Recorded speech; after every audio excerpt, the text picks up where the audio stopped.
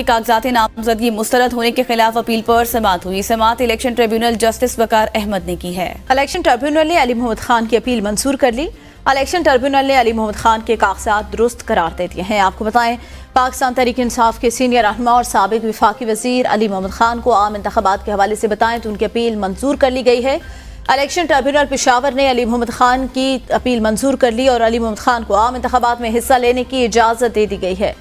Justice वकार अहमद ने कागजात नामजदगी मुस्तरद होने के खिलाफ अपील पर समाअत की। साबिक वफाकी वजीर मुमलिकत अली मोहम्मद खान के कागजात नामजदगी मुस्तरद होने के खिलाफ अपील पर समाअत हुई। हाँ जी बिल्कुल, ये जो है आज जस्टिस वकार अहमद खान की अदालत में उम्मीदवार जो है अली मोहम्मद खान की कागजात नामजदगी के हवाले से समाअत हुई और इस सिलसिले में जो है वो अदालत ने जो है इन्हें बाकायदा इलेक्शन में हिस्सा लेने की बाकायदा मंजूरी दे दी है। आज जो है 33 के करीब कागजात नामजदगी के मुस्तरद होने वाले उम्मीदवारों